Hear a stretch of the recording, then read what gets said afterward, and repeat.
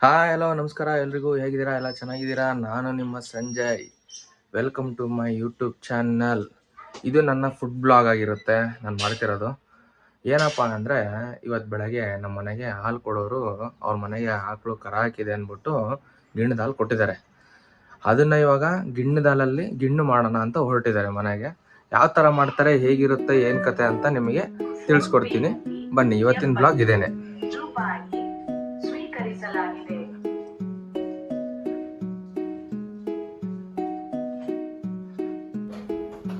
Already ಎಲ್ಲ ready ಮಾಡ್ಕೊಂಡ್ಬಿಟ್ಟಿದ್ದಾರೆ ಮನೆಗೆ.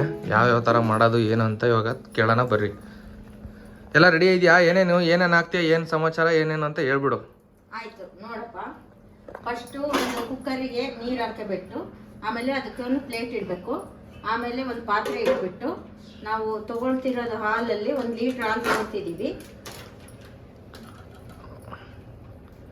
1 litre ಹಾಲು ಹಾಕ್ತೀವಿ. ಅದು ನಂದಿನಿ ಹಾಲು.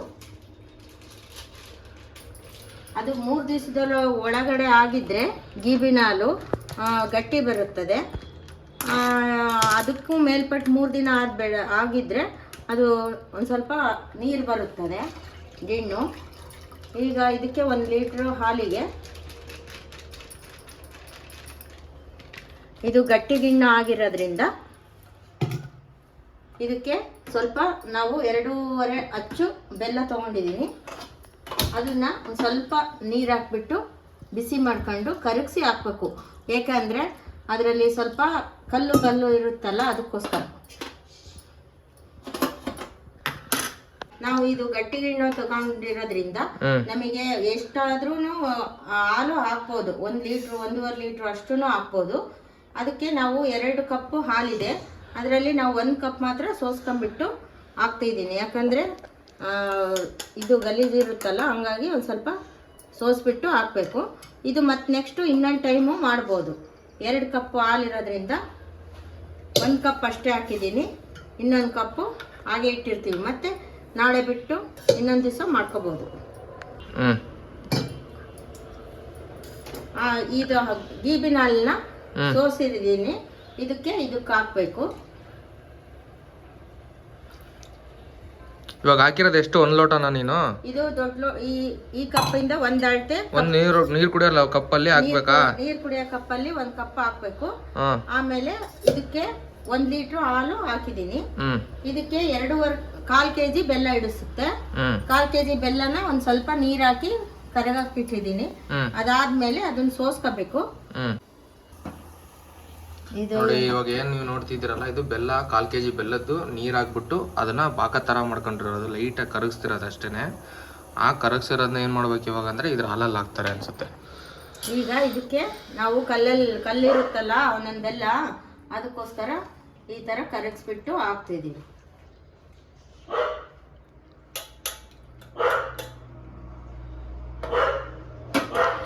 ಇದನ್ನ ಡೈರೆಕ್ಟ್ ಆಗಿ ಹಾಕಿದ್ರೆ ಏನಾಗುತ್ತೆ? ಡೈರೆಕ್ಟ್ ಬೆಲ್ಲ ಹಾಕಿದ್ರೆ ಅದು ಕರಗಕ್ಕೆ ಟೈಮ್ ತಗೊಳುತ್ತೆ.